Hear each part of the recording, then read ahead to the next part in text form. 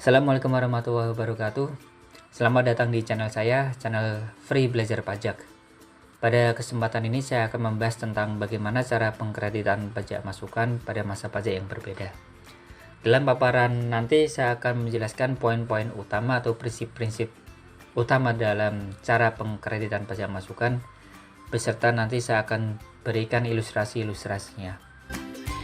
Silakan Anda simak terus channel ini agar mendapat pembelajaran-pembelajaran terbaru seputar dunia pajak dengan klik tombol like dan subscribe, dan tentu menjadi motivasi saya untuk terus berkarya dan edukasi kepada masyarakat.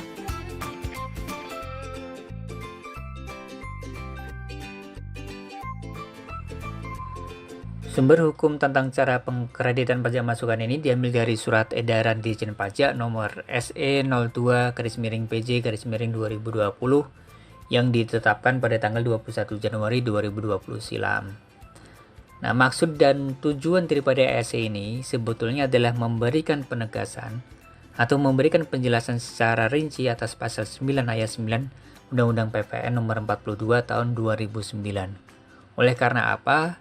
Oleh karena adanya ketidakseragaman pemahaman terhadap pasal tersebut. Sehingga Dirjen Pajak dengan ini ingin memberikan keseragaman pemahaman atas perlakuan pengkreditan pajak masukan pada masa pajak yang tidak sama.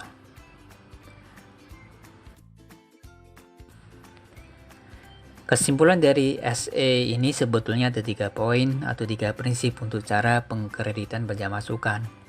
Yang pertama, pajak masukan dalam suatu masa pajak itu dikreditkan dengan pajak keluaran dalam masa pajak yang sama.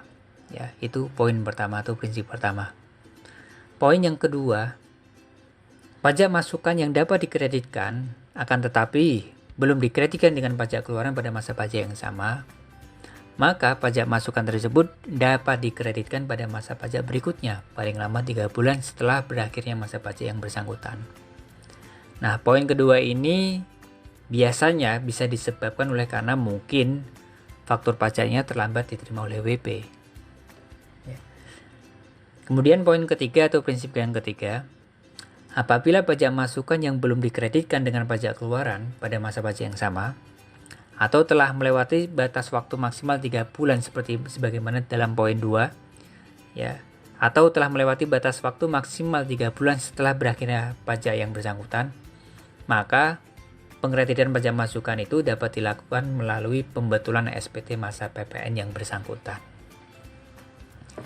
Nah, sebetulnya poin 1, 2, dan 3 ini merupakan cara-cara pengkreditan pajak masukan. Sementara poin 4 ini sebagai penjelasan tambahan. Ya, poin 4 itu pengkreditan pajak masukan berlaku juga terhadap pajak masukan yang tercantum dalam dokumen tertentu yang kedudukannya dibersamakan dengan faktur pajak, sebagaimana dimaksud dalam pasal 13 ayat 6 Undang-Undang PPN, dan juga di PR Dirjen yang mengatur mengenai dokumen tertentu yang kedudukannya dibersamakan dengan faktur pajak. Nah, ada beberapa catatan untuk pengkreditan pajak masukan ini. Yang pertama, pajak masukan tersebut selagi belum dibebankan sebagai biaya atau tidak ditambahkan dalam harga perolehan BKP atau JKP yang bersangkutan. Nah, itu bisa.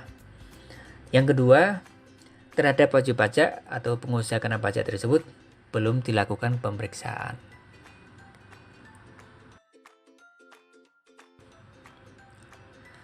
Supaya lebih jelas dan mudah dimengerti, DJP memberikan pemahaman melalui beberapa contoh. Saya coba ilustrasikan dengan gambar contoh di bawah ini. Yang pertama atau contoh yang pertama, tanggal 4 Februari 2020, PTA membeli mesin fotokopi. Faktur pajak diterima oleh PTA pada tanggal 4 Februari 2020. Maka pajak masukan atas pembelian mesin tersebut bisa dikreditkan dengan pajak keluaran pada masa pajak yang sama, yakni Februari 2020, dan dilaporkan dalam SPT masa PPN masa pajak Februari 2020. Nah, contoh pertama ini merupakan poin pertama dari penjelasan cara pengkreditan pajak masukan yang tadi.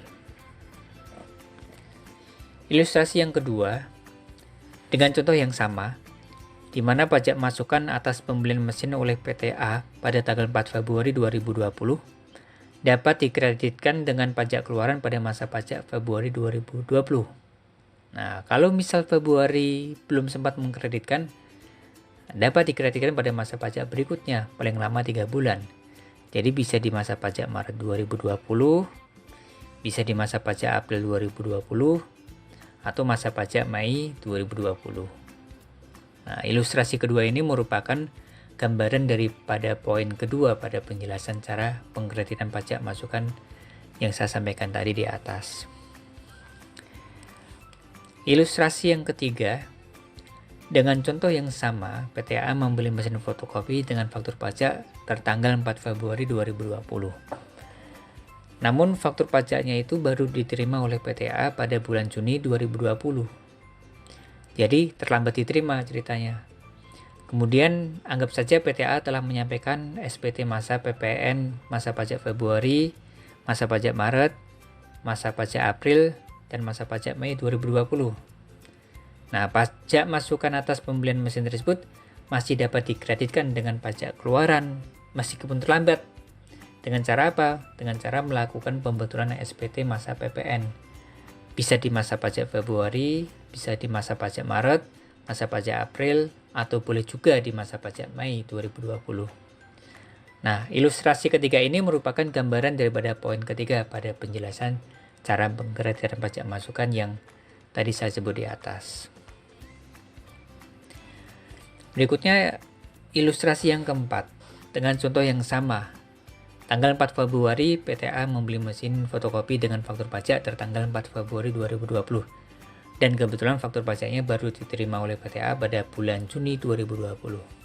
Let's say PTA telah menyampaikan SPT masa PPN masa pajak Februari, masa pajak Maret, dan masa pajak April 2020. Namun, belum menyampaikan SPT masa PPN masa pajak Mei 2020.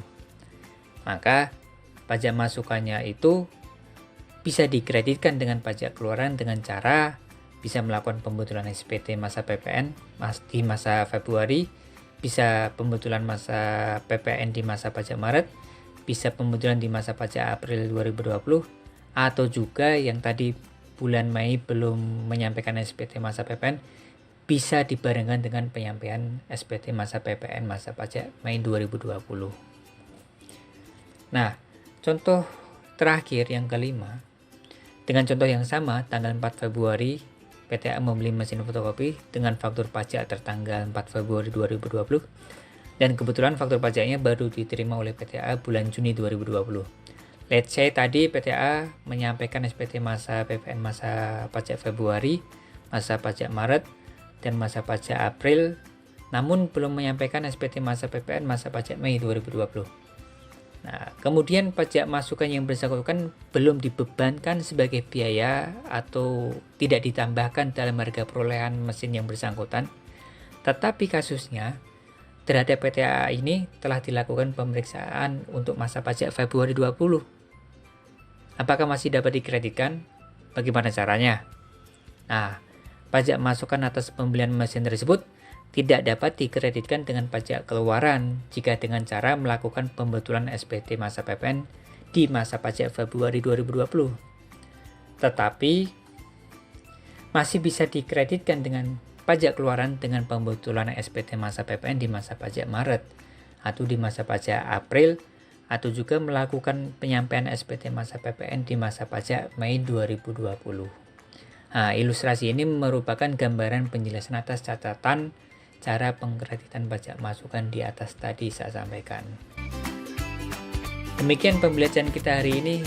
Jika Anda ingin bertanya atau berdiskusi, silakan tinggalkan komen di bawah. Dan jangan lupa like dan subscribe untuk pembelajaran lain berikutnya.